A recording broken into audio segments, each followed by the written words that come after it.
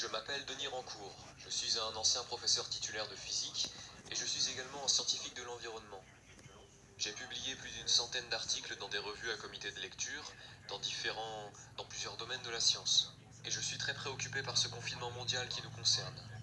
Plus de 1 milliard de personnes ont été confinées et on nous a expressément indiqué que cela est fait pour contourner notre propre immunité.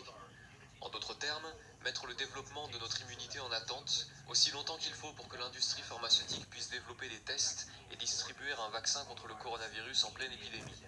C'est donc la première fois dans l'histoire de la médecine que l'on propose d'interrompre le cours naturel d'une épidémie afin de pouvoir développer, commercialiser et distribuer un vaccin. Maintenant, je me préoccupe de tout cela pour de nombreuses raisons. L'une d'entre elles est que les virus ont coexisté et coévolué avec les êtres humains, plantes et animaux depuis plus de 4 milliards d'années. Il y a donc une relation intime, peut-être même symbiotique, entre les vaccins et notre système immunitaire, et nous en tant qu'êtres humains. Une relation qui a toujours été là. Et nous avons toujours fait avec les changements génétiques qui se produisent dans les virus, car notre système immunitaire y a répondu. Il a appris les nouvelles signatures moléculaires qu'il doit être capable de reconnaître, et il a attaqué les nouveaux virus. Il en est ainsi depuis longtemps, depuis toujours. Et au lieu de cela, on nous demande de faire confiance à cette technologie qui consiste à fabriquer un vaccin avec les différentes façons de le faire. Vous pouvez utiliser des virus morts, ou vivants mais désactivés, etc. Il y a plusieurs manières différentes, mais c'est de l'imitation, ou un déclencheur.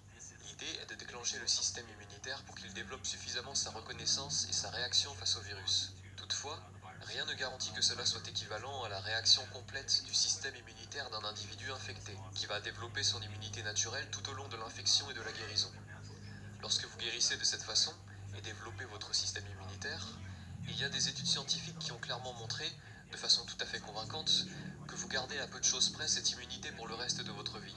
Mais il n'y a pas d'étude équivalente pour cette sorte d'immunité artificielle qui est induite par la vaccination. Et puis, la vaccination présente également des risques connus. Le vaccin contre la grippe, qui est largement distribué aux États-Unis chaque année, ils doivent payer, vous savez, des millions de dollars de dommages et indemnisations chaque année en raison des effets secondaires de ces vaccins. Ce n'est pas... C'est un euphémisme de dire que la science des vaccins et les effets à long terme du contournement de notre système immunitaire face à des virus qui surviennent périodiquement, ce n'est pas une chose... On ne sait pas où cela va nous conduire. Nous ne savons pas si c'est une bonne idée ou non. Nous ne pouvons pas apprécier pleinement toute la complexité de cette situation. Donc je pense que c'est une expérience imprudente, et il n'y a pas non plus besoin de cela, dans ce cas particulier.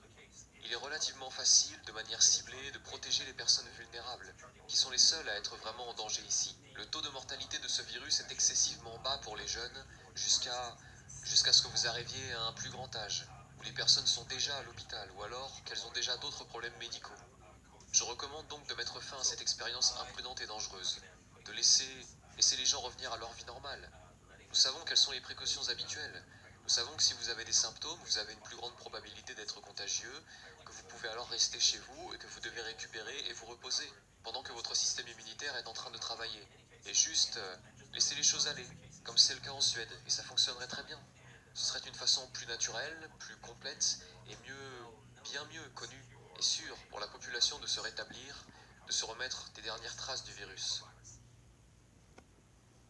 N'oubliez pas d'activer la cloche pour être prévenu des nouvelles vidéos.